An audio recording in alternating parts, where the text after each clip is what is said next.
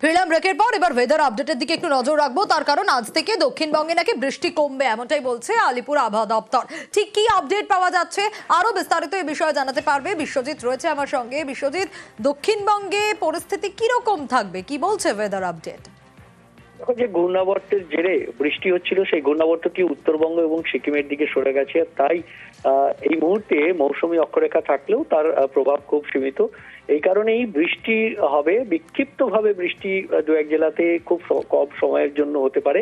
ভারী বৃষ্টির কোনো সম্ভাবনা নেই দক্ষিণবঙ্গে। আগামী বুধবার পর্যন্ত ভারী বৃষ্টির সম্ভাবনা নেই। বৃহস্পতিবার থেকে ফের ভারী বৃষ্টি হতে পারে, কিন্তু তার আগে বজ্র বিদ্যুৎ সহ দু এক জায়গায় বিক্ষিপ্ত বৃষ্টি হবে ঠিকই, কিন্তু বেশি বাড়বে, কিছুটা তাপমাত্রা বাড়বে আর বেশি আর্দ্রতাজনিত অস্বস্তি, অর্থাৎ যেহেতু বাতাসে জলীয় বাষ্প বেশি থাকবে তাই আর্দ্রতাজনিত অস্বস্তি প্রচুর ভোগাবে আগামী কয়েকদিন। দক্ষিণবঙ্গের ক্ষেত্রে এই গরম এবং আর্দ্রতাজনিত অস্বস্তি থাকবে। ভারী বৃষ্টির কোনো সম্ভাবনা নেই মঙ্গল বুধবার পর্যন্ত।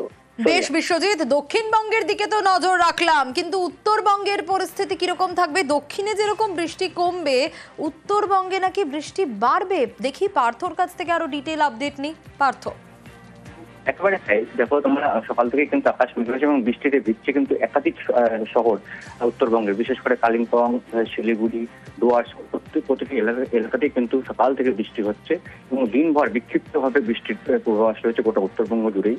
এমনকি সিকিম, নর্থ সিকিমেও কিন্তু ভারী বৃষ্টির পূর্বাভাস থাকছে। অর্থাৎ দার্জিলিং, কাশিয়াং, কালিম্পংয়ের মতো উঁচু পার্বত্য এলাকা তো বটেই, সমতলে জলপাইগুড়ি, শিলিগুড়ি, কোচবিহার, এমনকি বালুরঘাট ও রায়গঞ্জ, সেখানেও কিন্তু কখনো হালকা কখনো মাঝারি বৃষ্টি হতে পূর্বাভাস থাকে এবং বিকেলের পর কিন্তু বিক্ষিপ্তভাবে ভারী বৃষ্টির পূর্বাভাস থাকে একাধিক জেলায়। বেশ।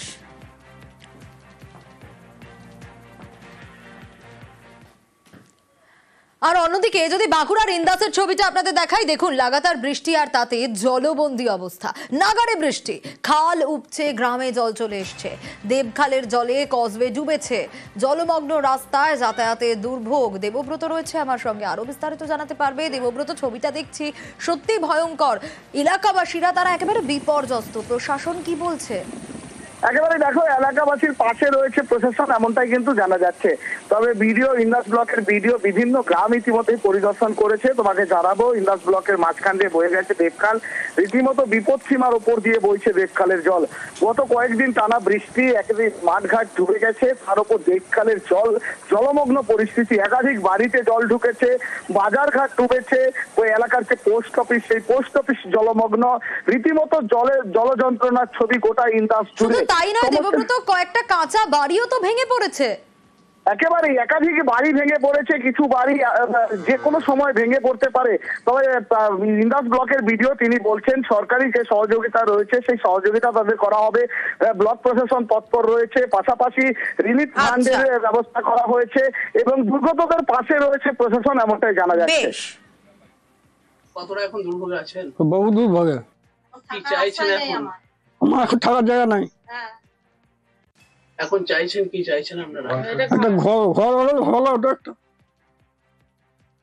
ইন্দাসে প্রচুর পরিমাণে বৃষ্টিপাত হয় এবং স্বাভাবিকের থেকে অনেক বেশি মাত্রায় বৃষ্টিপাত হয় এবং যার ফলে বিভিন্ন জায়গায় আমাদের ওয়াটার লগিং হয়েছে। এবং যেটা সব থেকে ব্যাপার, কিছু কিছু মাটির বাড়ি টানা নাগাড়ে বৃষ্টির জন্য কিন্তু মাটির বাড়িগুলো কিন্তু ক্ষয়ক্ষতিগ্রস্ত হয়েছে। সেগুলো আমরা রিপোর্ট করে আমরা যেগুলো গভর্নমেন্টের যে ক্ষতিপূরণ, যেগুলো ফুল ড্যামেজ, সেগুলোর জন্য আমরা প্রপোজাল অলরেডি পাঠিয়ে দিচ্ছি। এছাড়াও গভর্নমেন্টের যে রিলিফ আইটেমস গুলো আছে সেগুলো আমরা যেখানে যেখানে দরকার আমরা বিলি করছি। নাগাড়ে বৃষ্টি আর তার মধ্যে ডিভিসি জল ছাড়ছে। ডিভিসির জলে ঘাটালে বিপত্তি। ঘাটালের ছবিটা দেখুন, শিলাবতী ঝুমির জলে প্লাবিত হয়ে গেছে বিস্তীর্ণ অঞ্চল। ঘাটালের 17টি ওয়ার্ডের মধ্যে 13টি ওয়ার্ডেই ঠিক এরকম জল থই থই অবস্থা। সুকান্ত রয়েছে আমার সঙ্গে। সুকান্ত, ঘাটালের ছবিও ভয়াবহ। প্রশাসন কি বলছে? কারণ যাতায়াতের ভরসা সাধারণ মানুষের এই ডিঙি নৌকা এগুলোই। একদমই সোনিয়া, দেখো প্রশাসন তৎপর রয়েছে। যেহেতু এলাকায় এলাকায় রাস্তাঘাট ডুবে গিয়েছে, তাই নৌকোর পারাপারের ব্যবস্থা করা হয়েছে স্থানীয় মানুষকে। শুধু তাই নয়, ঘাটাল পৌরসভা 2 নম্বর ওয়ার্ড এলাকায় একটি রাজ্য সড়ক, সেই রাজ্য সড়ক কিন্তু প্লাবিত হয়েছে, যান চলাচল ব্যাহত হয়ে গেছে, যার ফলে পূর্ত দপ্তরের পক্ষ থেকে নৌকোই অর্থাৎ খেয়াই পারাপারের ব্যবস্থা করা হয়েছে। এক কথায় দেখো সোনিয়া, ঘাটাল শুধু পৌর এলাকা নয়, ঘাটাল যে গ্রামীণ এলাকা অর্থাৎ ঘাটাল ব্লকের যে 12টি গ্রাম পঞ্চায়েত, তার মধ্যে 8টি গ্রাম পঞ্চায়েত কিন্তু এখনই পর্যন্ত তলিয়ে গিয়েছে, যার ফলে বিস্তীর্ণ এলাকা প্লাবিত। আর এই ঘাটালের বন্যা পরিদর্শনেই 5ই আগস্ট আসতে পারেন মুখ্যমন্ত্রী মমতা বন্দ্যোপাধ্যায়, সেই দিকেও কিন্তু প্রশাসনিক তৎপরতা শুরু হয়েছে। সোনিয়া, হ্যাঁ জল বাড়ছে। এখন কি খাবার মজুদ করছে? হ্যাঁ খাবার মজুদ, মানে শুকনো খাবার নিয়ে যাচ্ছে। কতটা জল এলাকায়? অনেকটা জল। অনেকটা জল? হ্যাঁ টুকটুক করে জল বেড়েই চলেছে, তো রাস্তা ডুবে গেছে। রাস্তায় যে প্যান গুড়ি দিয়েছি, এই তো জলে নেমে এবারে যাবো। কিন্তু এই দুর্ভোগ কাটবে নি, এই দুর্ভোগ চলবেই। আর এদিকে আরামবাগের ছবি দেখাবো। বিস্তীর্ণ অঞ্চল একেবারে জলমগ্ন, জলবন্দী অবস্থা। ডিভিসির জলে বেশ কয়েকটা নদী ফুসছে। নতুন করে প্লাবিত হয়েছে 2টি পঞ্চায়েতের একাধিক গ্রাম। শুভদীপ রয়েছে আমার সঙ্গে। শুভদীপ, আমরা দেখছি আরামবাগের এই ছবি সত্যি ভয়ঙ্কর। প্রশাসন পাশে রয়েছে, তা বলার অপেক্ষা রাখে না, কিন্তু এই মানুষগুলো তারা কোথায় থাকবে, কি ব্যবস্থা করা হয়েছে? দেখো, ইতিমধ্যেই আরামবাগের মোট 6টি পঞ্চায়েতের বহু গ্রাম কিন্তু একের পর এক জলমগ্ন হতে শুরু করেছে এবং বহু ঘর বাড়ি, তাদের একতলা মাটির বাড়িতেও কিন্তু জল। এর ফলে যারা দুর্গত মানুষ রয়েছেন, প্রশাসনের তরফ থেকে ত্রাণ শিবিরের ব্যবস্থা করা হয়েছে এবং যেখানে থাকার মতো একেবারেই অবস্থা নেই, সেখান থেকে কিন্তু মানুষকে উদ্ধার করে ত্রাণ শিবিরে নিয়ে যাওয়া হচ্ছে এবং সেখানে শুকনো খাবার, ত্রিপল দিয়ে তাদের সহযোগিতা করা হচ্ছে। এর পাশাপাশি প্রশাসন নজরদারি চালাচ্ছে, কোথাও কেউ যদি বিপদে পড়ে, কারো যদি সহযোগিতা প্রয়োজন হয়, সেদিকেও কিন্তু পুলিশ প্রশাসনের তরফ থেকেও, হুগলি গ্রামীণ পুলিশের তরফ থেকেও সেদিকে নজরদারি রেখেছে। তবে উদ্বেগজনক পরিস্থিতি, যদি ডিভিসি আরো জল ছাড়ে তাহলে বিপদ কিন্তু স্বাভাবিক, সেটাই তো স্বাভাবিক। বেশ পরিস্থিতি এই তো জল জমে গেছে ঘরে, বাড়ি থেকে চলে যেতে হয়েছে। বাড়ি ছেড়ে দিয়ে যেটুকুন পেরেছি পরিস্থিতি সবকিছু তুলে তালে দিয়েছি, দিয়ে যেটুকুন যা পেরেছি নিয়ে ফাঁকে চলে যেতে হয়েছে। লোকের বাড়িতে আছি, অনেক বাড়িতে এরকম হয়েছে, যাদের নিচু জায়গা তাদেরই এরকম হয়েছে পরিস্থিতি। আমাদের তো দেখতেই পাচ্ছেন টিনের ঘর। আমরা একবার সরজমিনে সাথে আমাদের কথা হচ্ছিল, ওনারা বললেন যে এখানে কি পরিস্থিতি সেটা একবার দেখে যেতে। তো আমরা সকাল থেকে বেরিয়েছি, বিভিন্ন জায়গায় আমরা দেখছি কোথায় কোথায় জল বেড়েছে, তাদের কি কি অসুবিধা হচ্ছে, যাতায়াতের অসুবিধা, জীবিকার অসুবিধা, সবটাই আমরা পুরো টোটালি নোট ডাউন করে আমরা উপরে জানাবো। গতকালও দেখিয়েছিলাম তিলপাড়া জলাধারে আগেই ফাটল দেখা গিয়েছিল, এবার আবারও নতুন করে আতঙ্ক। জলাধার থেকে জল বেরোনোর দেওয়ালে একটা বড় ফাটল, আর ফাটল বেড়ে যাওয়ায় উদ্বেগ বীরভূম জেলা প্রশাসনের।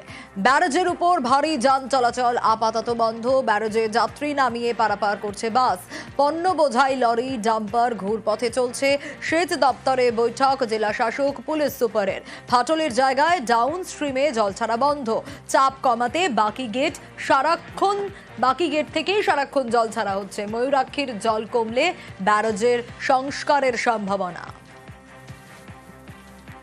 এখন বেডটা ঠিক আছে, কিন্তু যে ডিভাইডার, সেই ডিভাইডার নিচে কিছু হলো স্পেস আমরা খেয়াল করেছি। মাঝখানে একটা ডিভাইডার, সেটা অনেকটা অংশ নিচ থেকে বালিটা সরে গেছে, কিন্তু কিছু সেখানে ডেভিয়েশন হচ্ছে। ফাটল ওই জন্যই দেখা গেছে। অলরেডি আমাদের 3 জন চিফ ইঞ্জিনিয়ার চলে এসছেন এখানে। ওয়েদার যদি ইমপ্রুভ হয় তাহলে আমাদের এবং অ্যাডজয়নিং ঝাড়খণ্ড ডিস্ট্রিক্টে যদি জল না হয়, তাহলে ম্যাসেঞ্জরের ড্যাম এবং আমাদের এখানে যে তিলপাড়ায় যে ব্যারেজের যে জল, সেই চাপটা কমবে। কমার পরে একটা টেম্পোরারি কাজ আমাদের ইমিডিয়েটলি করতে